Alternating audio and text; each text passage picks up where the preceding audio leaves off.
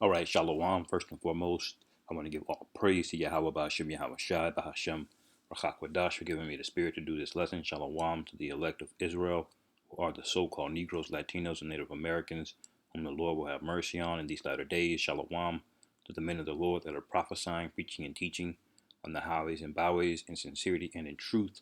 Shalom, shalom. And your brothers bear with me. I don't have a ton of precepts here, but um, I was watching this video, man, and it literally gave me chills how accurately, you know, this the Bible is, when it comes down to prophecy. Now, we're basically gonna watch the last tail end of this video. It's like 15 minutes or so left. And you brothers should watch this whole video if you get a chance. It's a lot to understand, and I'll pause it to kind of help explain some of the terms that he's using in terms of this is like high finance and using money supplies. But when you hear this guy break it down, man, it's clear. It's quite clear that what John the Revelator saw in Revelation 13 is coming to pass when no man would be able to buy or sell. You can clearly see how this thing is coming to fruition, and it's so and it can be broken down so clearly now that you could see this thing happening in the next year, man, if not sooner. It may not be in a year. It could be 2 years. Who knows? But it's so close, man, that it's literally it could happen in the next 6 months. That's how close it is. All right, it's just really depending on how Bashim Yahweh Shai when he ultimately, man, wants to blow that trumpet. You know. Let me read Revelation 13 real quick before I start it. Uh, Revelation 13 and 16. Um, It says, and he causeth all, both small and great, rich and poor, free and bond, to receive a mark in their right hand or in their foreheads, and that no man might buy or sell, save he that had the mark or the name of the beast. All right, or the number of his name. All right, and I think that's going when it says or the name of the beast or the number of his name. That's going into these products, these goods and services. All right, because not every single person is going to take the chip.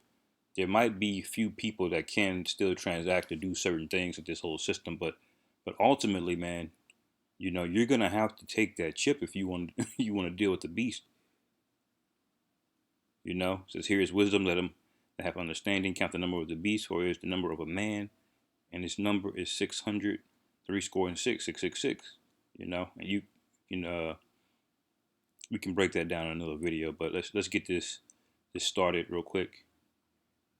The dystopian endgame agenda.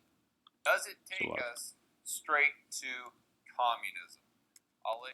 So what we've learned in step number 1 and 2 is Let me run that back real quick. Agenda. Does it take us straight to communism? I'll let you be the judge. So what we've learned in step number 1 and 2 is they know every single transaction if we all have accounts with the Fed. That is a huge amount of data. Also, okay, now what he's talking about having accounts with the Fed is he's talking about the Fed coin, all right, where you can download an app and you can have an account directly with the Federal Reserve. All right, you can bypass banks if you want to. You can have an account with the bank, but the bank is also getting that money from getting Fed coins from the Federal Reserve. So you're just going through the bank, but you're also going to be able to download an app, a digital wallet that lets you bank directly with the Federal Reserve, and that's why he's saying that they'll have every transaction, because usually your bank statements, it's between you and your bank. The Fed doesn't look at your bank statements. All right, the bank has access to your bank statements. Okay, but when you go directly with the Fed, you're transacting. You going to McDonald's, you niggas paying rent. You going to pick up groceries. You're banking directly with the Fed. That's what he's talking about with this new app. They have control over M2 money supply velocity, therefore the rate of inflation. Let's take this to its logical conclusion, or what could happen as a result. There's one thing that's safe to say. The politicians and the global elite want more centralized power. And the number one thing they could do to have that centralized power would be to create a central bank that was the only bank. That's it. Right. So what would happen if they take rates negative? They reduce the amount of bank reserves, like we talked about in step 1 and 2. This eliminates the retail banking system. With negative interest rates, they can't make money with their old business model of borrow. So the Fed has the power to do this. The Fed controls something called the Fed funds rate. And right now, I believe it's a little bit over 1%, or maybe it might be under 1%. But basically, if you make it negative, the banks have to pay people to loan them money. So that's not a sustainable business model if the Fed drops the rate to negative, which they have the power to do, you know, without any congressional oversight. None of that, man. Showing you this is the beast, and he's getting ready to show himself. Borrowing short and lending long, pocketing the spread. And if you decrease the amount of bank reserves they have access to, you again limit the lending. And if you limit the lending and you make lending completely unprofitable, the banks all go bust. Now you may be saying to yourself, well, George, what about the investment banks? What about the Goldman Sachs, the JP Morgans? They're making all-time high profits right now, even during the cerveza sickness, while the retail banks are tanking because they're going down with the real economy. But let's think this through. The Fed has contributed to this boom and bust cycle we now have in asset prices through lowering interest rates. They haven't gone negative yet, but they very well could. This, along with QE Infinity, has created an environment where the investment bankers, the insiders, the financial insiders, are getting rich. This goes back to my video on the Cantillon effect, by the way. But we know it creates this big boom, and right now we're in the everything bubble. And all of the financial insiders just lever up. They create all of these derivatives, the quadrillions in derivatives. And you wouldn't believe it, unless unless you see it for yourself. But these people in these financial institutions, in those investment banks, those derivatives, the same thing that they were doing in the 2008 crash. All right, they literally gambling quadrillions. That's a step above a trillion, basically. All right, you have 1,000, you have a million, you have a billion, then you have a trillion, and then you have quadrillions. All right, they're literally gambling quadrillions because that's how much they're levering up, as he said. And the reason they're able to do that is because they know the Fed. It doesn't matter if those derivatives pay off or not. If they go belly up, like they did in 2008, the Fed will just bail them out, and that's why they've been able to. And when it does pay off, they just pocket the money. All right, it's like gambling at a casino,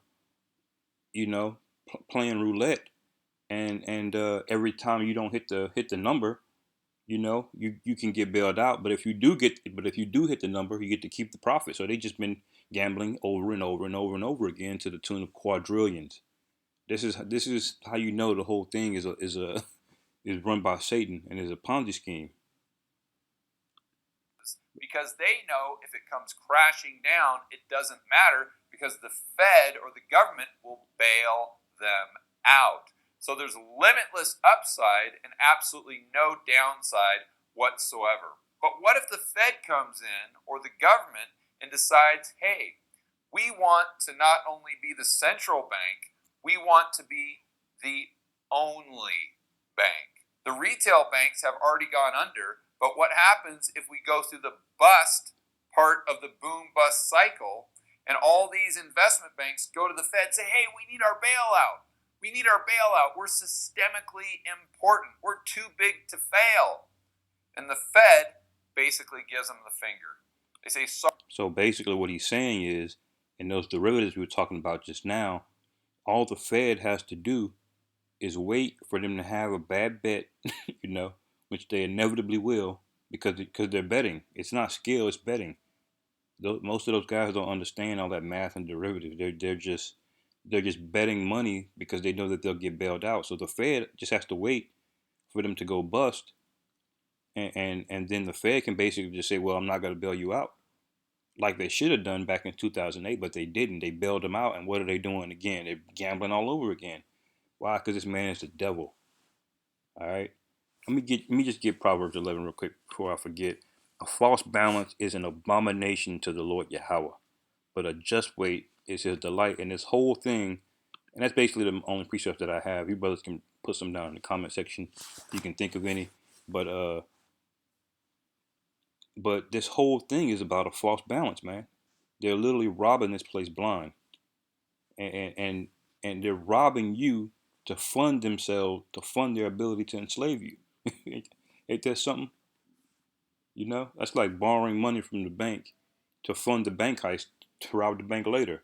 You know, get a loan from the bank, all right, so you can buy guns and equipment and hire a crew to come back and rob the bank. That's what they're doing right now, literally. That's wild, man. Sorry, guys, this time we're letting you go out of business. All of a sudden, we'd have no retail banks, no investment banks. We would only have a central bank. So, Right. So if they let them go belly up, that's it. No more banks at all. Period. Think about that. Credit unions, everything that's based on those bigger banks, no more banks. That's man, that's a heavy. It's becoming real. You know, it's getting real out here. who would be in charge of lending? Well, it's perfectly convenient because now we all have accounts with the Fed. Every single person and every single business. But let's remember that the Fed doesn't worry about a profit and loss. They have an infinite balance sheet because they simply print the bank reserves out of nowhere. So who cares if they don't get paid back on a loan they create? It doesn't matter. So that's heavy. All right. So because now the Fed can just print money, right? It doesn't matter if you can't. It doesn't matter what your credit score is anymore, because the money that they're loaning you, they created that money, so they don't care if you pay the money back. You see what I'm saying? So it's not based on your financial competency or your ability to save money and pay things back on time. It no longer needs to be based on that because the Fed doesn't have to worry about profit and loss. It doesn't have to worry about recouping that loan back. It literally can just create money infinitely. So your credit scores, whether it's a 500 or 800, you know, that's not going to matter in this scenario if the Fed is the only bank. The next time the average Joe goes to buy a house, the Fed, because they don't care about profit and loss, Right. They don't have to look at a credit score. They don't have to look at anything that would tell them the ability of the borrower to actually pay them back. They could start looking at things such as a social score. So let's say the average Joe has a reasonable credit score, actually very good at 700, but their social score, because they haven't worn a mask lately, goes all the way down to 500. You see? Now you see how this thing is all tying together? See, if the Fed takes over, man, it doesn't matter what your credit score is anymore because they can print money infinitely. So what will be based? So what will they use as a score to determine whether or not they loan you money for a house, for a car, all right, a personal loan? What are they going to use to determine it? And he's going in right now because social score is definitely where they're going. Oh, this guy hasn't worn a mask. All right. He's not vaccinated. And you know where this is going ultimately with that chip, you know. But let him finish. So the central planners that are all about social justice, they look at average Joe's credit score and say, okay, that's okay, but they look at his social score and say, no way, we're not giving you that loan. So Joe doesn't get his house. He was a bad person. He didn't obey the rules. Therefore, he doesn't deserve the loan. Let me get this again, man, because this guy is breaking it down. This is Revelation 17:13 and 17, and that no man might buy or sell, save he that had the mark, nor the name of the beast, nor the number of his name. Oh, Salaki, I wanted to get 15. Uh, and he had power to give life unto the image of the beast, that the image of the beast should both speak and cause that as many as would not worship the image of the beast should be killed. All right? Because ultimately, man, they're wanting you to worship this image. And it's going to start with you not just being able to buy food for yourself, you not being able to get a loan for your house. You know, they can cause businesses, they can not hire you because of your social score. They can tell businesses, look, you can't hire this person. You can't hire any person with the social score of this, or we're not going to give your business money. They can do that to your employer. You see how this whole thing is coming together? And you know as well as I do, all of these global elites want to move away from free market capitalism. They want to move away from the emphasis being on economic growth and prosperity, the creation of goods and services, and they want to take that spotlight and put the priority instead on social justice. And it's not me just saying it. To show you exactly what I'm talking about, let's go to the World Economic Forum's own website and everyone's favorite global elitist, Klaus Schwab. Yeah, we know This about the headline economic pretty much forum. says it all. We must move on from neoliberalism in the post-COVID era. And if you haven't watched any of my videos on this, the World Economic Forum sees the pandemic as an opportunity to create what they call a great reset of the entire global economy. He's about to break down what neoliberalism is, and you're basically gonna see that neoliberalism is the only remnant of freedom that has been left in this society that Esau has created, and a lot of Edomites are gonna bug out when they want to go away from it. This guy just said it. We must move on from neoliberalism. Now watch when he explains what it is. So the next question becomes, what is neoliberalism? Well, for that, let's go right to Investopedia. Neoliberalism is a little used term to describe an economy where the government has few, if any, controls on economic factors. This concept comes from ideas first introduced by Adam Smith in his classic 1776 book entitled An Inquiry into the Nature and Causes of the Wealth of Nations, as well as laissez-faire economics. These economic policies are similar to those proposed by political groups referred to as libertarians. Neoliberalism advocates propose 1. The reduction or elimination of most business regulation. 2. The government should be required to balance its budget. 3. Taxes should be low and simple to calculate over a very broad base of taxpayers. Now, Esau Edom in America has broken all three of those rules, man. You know, these businesses are completely unregulated. Number one, or they're completely regulated to the point to where it constrains smaller businesses and consumers. All right, the government definitely isn't required to balance its budget. It's going to hit $5 trillion in 1 year, man. That's more than the first 200 years of America's debt accumulated. They're going to spend that in 1 year this year, 200 years worth in 1 year. And taxes are definitely not simple to calculate. The U.S. tax code is 30,000 pages, if I'm not mistaken. It's definitely tens of thousands of pages, and it's different for every different type of category. It's witchcraft, man. They're not low and very simple to calculate. So neoliberalism is exactly what we need to continue to grow the economy and get out of this recession/depression that we're in. We don't need less neoliberalism. We need more neoliberalism. But let's go back to this social agenda that the global elite have. Further down the article, Klaus himself references one of my favorites, Milton Friedman. He says the Nobel laureate economist Milton Friedman believed the business of business is business. Of course, that makes a lot of sense. He didn't consider that a publicly traded company might be not just a commercial entity, but also a social organism. And you can see what's happening here is they don't like neoliberalism because neoliberalism gives the individual priority. They're the ones that determine how goods and services are distributed throughout the economy. It's a bottoms-up approach where Klaus and his cronies and the global elites, they all want a top-down approach. Now you see how this is the beast?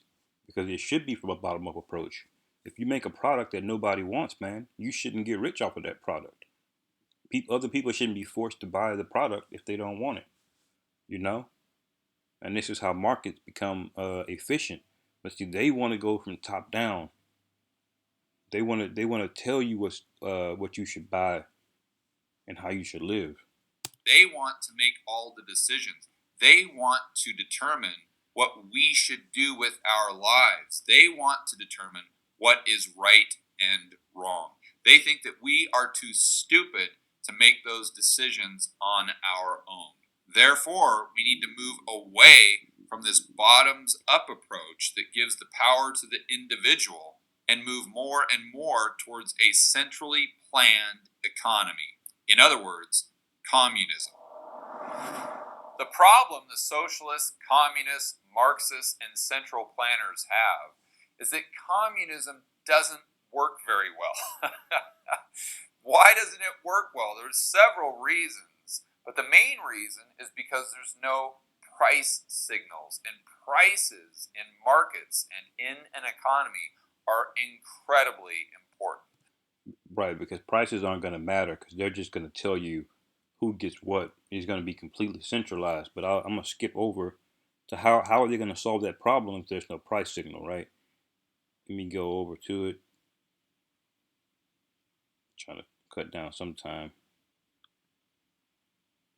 Therefore, you waste all of your resources in so this utopian state is to solve the problem of price signals or allocate scarce resources. My utopian Let me get to it. Article is there it is. I'm pulling this directly from the World Economic Forum's own website. So this is the agenda, AI. You see how it's all linked, which Elon Musk is part of this thing as well too. So they basically want to have a computer program to decide who gets what, man. I did a video a while back saying how AI is basically a god, a goddess of wisdom. They create this super intelligent being or computer. Title of this article is AI, or artificial intelligence, is here. This is how it can benefit everyone. And this is from September 2020. AI can be used to enhance the accuracy and efficiency of decision making and to improve lives through new apps and services. It can be used to solve some of the thorny policy problems of climate change, infrastructure, and healthcare. It is no surprise that governments are therefore looking at ways to build AI expertise and understanding. And the World Economic Forum's suggestion to these countries is to set up something called the Center of Excellence. And my goodness, isn't this straight out of Orwell? So the Center of Excellence is a way to increase ethical AI. And who determines what is ethical? Of course, the central planners. Are you really going to go to Esau Edom for ethics? You know, hey, this man is the devil, man. And this is how the mark of the beast is going to get introduced through the spirit. I believe that. Use in a country and build public support for it across the economy and the society. And here's where the pieces of the puzzle all come together. The center could draw staff from industry, government, academia, and civil society using a multidisciplinary and collaborative approach to provide advice on artificial intelligence and algorithm use for government operations. In other words, we can use artificial intelligence instead of the price signals generated by free market capitalism to help us achieve this tops down, centrally planned socialist utopia. So see, the free market is our behaviors that societies have. The natural behaviors, the way we have, is the Most High created all human beings. When we want something, we buy it, And if we really like something, we pay more for it. This is how prices get set. This is how demand and supply is set up. It's all natural. But see, Esau Edom, he has to come in and destroy the natural way of doing everything, man. Now, Esau Edom is perverted free market capitalism as well too, but when you let things go in the correct order, man, without a bunch of hungry capitalist vultures at the top, it's actually trade is actually a beautiful thing, man. Things are evaluated naturally. The economies flow back naturally. You got something I want, and I got something you want. You know, it's all beautiful in its natural state. But see, he has to come along and say, nope, I need to fix this too. Just like I had to fix food and GMOs, just like I had to fix the ecology, just like we got to fix humans by upgrading them with chips and all this madness. We got to fix the economy as well too with AI. You know, so this place has got to go, man. And this is going to be the death knell of this place. How this could play out is the Fed or the central banks could eliminate all the other banks through negative interest rates, the boom bust cycle, and not providing bailouts. So the central banks become the only banks. Right. Because they have an infinite balance sheet, they don't care about a profit and loss, they can start issuing loans not based on someone's ability to pay it back, but through a social score. So these central planners can start to force upon us social obedience based on what they think is right or wrong, because they control the carrot that's in front of the horse. If you want to get a loan, you need to wear the mask. If Right. you want to buy that house or that car, you need to ask every single person you meet what their preferred pronouns are. Or if you want to start a business, it better fit our agenda and be for the benefit of social good. And that benefit is going to be the RFID chip. They're going to place it in your hand. The money is going to be put on there. I'm telling you. All right. That or device in your forehead. And the vaccines are just the beginning of all of this. All right. And this is going to cause wars. I believe through the spirit, they're going to expand this globally. This ain't going to just be an American thing. All the U.S. dollars that are held in Japan and China and Russia and India and South America, they're all gonna have to subscribe to this thing, to this one bank, and this is where they're gonna hate the whore, you know. As a matter of fact,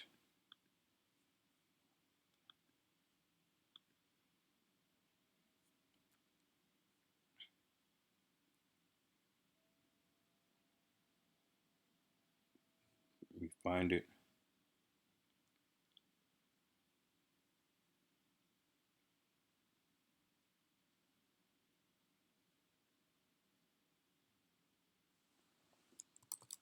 Salaki, I can't remember which verse. Yeah, 16.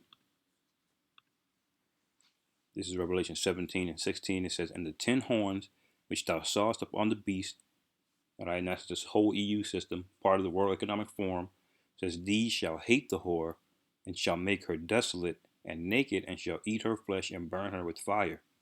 Because the whore is the one that's going to be controlling this whole thing through the Federal Reserve. All right, I'll finish this off. The way we define social good, that is the key. So it starts with the social regulations, but then all of these transactions, the billions of transactions that occur in the economy, are all going straight to the Fed or the government because we all have bank accounts with the Fed. So they can analyze those transactions in real time. The ultimate big data. So artificial intelligence and the algorithm can tell the central planners where to allocate those scarce resources with alternative uses. They'll have all the data they need because all of our accounts are held at the Fed. Mm-hmm. You see how this works? It starts with the Banking for All Act. Then it moves for the Fed eliminating their competition, basically, or all of the banking moving towards the Fed. Then it transfers into a social priority, putting the carrot in front of the horse, that in order to get what you want, you have to do whatever they deem appropriate. And this is already out in China. For everybody you're doubting, China is already implementing a social credit score out there. And they have CCTV cameras everywhere, you know, watching you if you jaywalk, if you do this, you do that. You don't wear a mask, you know. Socially, it's all in the name of social justice. And while this is happening, they're accumulating all of the data they need to implement artificial intelligence, plug the data into the AI. The AI spits out where the scarce resources should be allocated. Boom, you've solved the problem of communism. You no longer need price signals, free market capitalism, private property rights, or personal freedom. They've now created what is, in their minds, a socialist utopia. Right. So is their dystopian endgame agenda actually communism? And will they try to achieve those objectives through centralizing power? Because they don't need a lot of people. They're going to kill off a lot of people. A lot of people are going to die with famine and plagues. All right.